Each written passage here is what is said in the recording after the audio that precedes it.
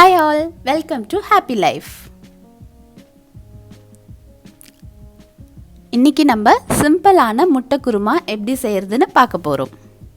ஒரு pan அடுப்புல வச்சு 2 டேபிள் ஸ்பூன் எண்ணெய் சேர்த்துக்கலாம்.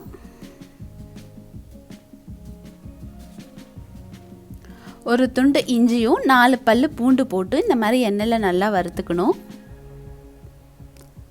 2 பச்சை மிளகாய் சேர்த்துக்கலாம்.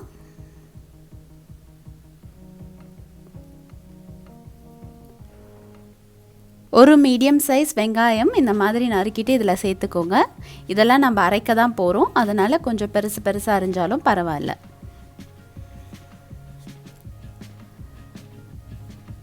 நல்லா பொன்னிறமாக மாறணும்.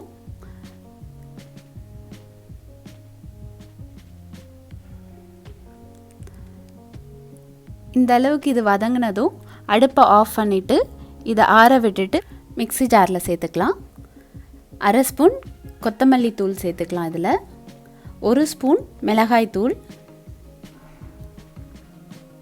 கொஞ்சமாக தேங்காய், ரொம்ப கொஞ்சமாக இருந்தால் போதும். இவ்வளோ தேங்காய் இதில் சேர்த்துட்டு இதை அரைச்சி எடுத்துக்க போகிறோம். இப்போ நம்ம இந்த மாதிரி ஒரு நல்ல ஃபைன் பேஸ்ட்டாக அரைச்சி வச்சுப்போம்.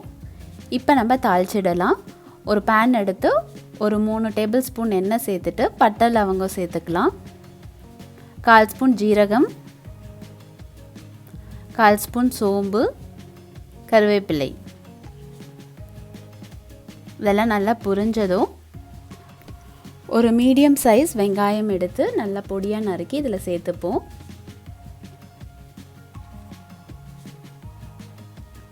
ஒரு 2 நிமிஷம் இந்த மாதிரி ஃப்ரை பண்ணிக்கலாம். இதில்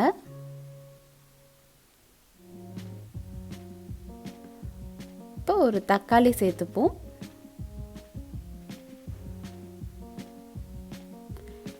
வெங்காயம் தக்காளி நல்லா வதங்கணும்.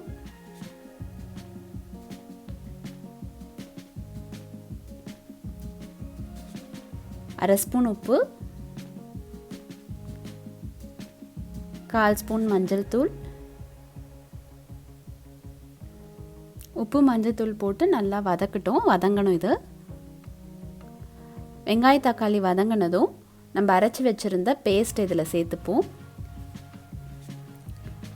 கொஞ்சமாக தண்ணி சேர்த்து அலசி விட்டுக்கோங்க. இது வந்து நம்ம நல்லா குவிக்காக செஞ்சிடலாம். சப்பாத்திக்கு எல்லாருக்கும் நல்லாயிருக்கும், இது ரைஸுக்கும் நல்லாயிருக்கும். ஒரு 1.5 கப் தண்ணி சேர்த்துக்கோங்க.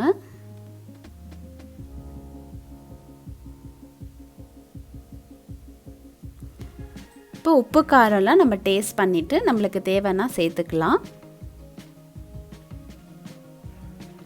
இப்போ ஒரு மூடி போட்டு இதை கொதிக்கட்டும்.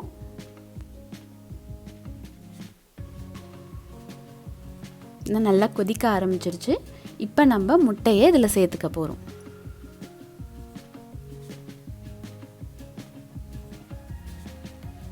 இது மாதிரி நல்லா மிக்ஸ் பண்ணி பார்த்துக்கோங்க. உங்களுக்கு தேவையான திக் கன்சிஸ்டன்சி வந்துடுச்சுன்னா நம்ம இதில் முட்டையை சேர்த்துக்கலாம்.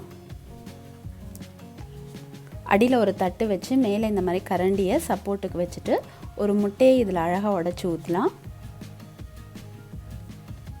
இப்போ இந்த கரண்டியை எடுத்து அந்த முட்டையை அழகாக ட்ராப் பண்ண போகிறோம் மெதுவாக. இந்த மாதிரி நம்ம கரண்டியில் விடுறதுனால என்ன ஆகும்னா அந்த முட்டை வந்து திரிஞ்சு போகாமல், அதாவது பிஞ்சு போகாமல் ஒரு ஃபுல் எக் அப்படியே இருக்கும். அதில் கரெக்டாக அந்த எல்லோ பார்ட் வந்து உள்ளே வந்து ஒயிட்லாம் சுற்றி இருக்கும். அது ஒரு டிஃப்ரெண்ட் டேஸ்ட்டாக இருக்கும் நமக்கு. இந்த மாதிரி நான் 5 முட்டை இதில் உடச்சி விட்டுருக்கேன். இந்த மாதிரி அடியில் பார்த்திங்கன்னா நல்லா வெந்து வருது. ஸோ இப்போ நம்ம மூடி போட்டு ஒரு 5 நிமிஷம் இதை கவர் பண்ணி குக் பண்ண போகிறோம். இது வந்து சப்பாத்தி, ரைஸ் எல்லாத்துக்குமே நல்ல டேஸ்ட்டாக இருக்கும்.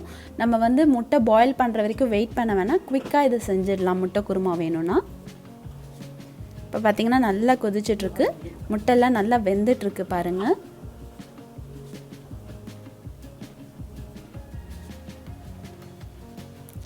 யம்மி முட்டை குருமா ஆல்மோஸ்ட் ரெடி ஆகிடுச்சு.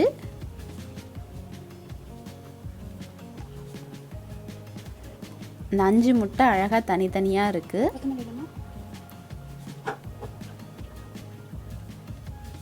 ஃபைனலாக கொத்தமல்லியை தூவிட்டு நம்ம அடுப்பை ஆஃப் பண்ணிடலாம். சிம்பிளான முட்டை குருமா ரெடி. தேங்க்ஸ் ஃபார் வாட்சிங். Happy life.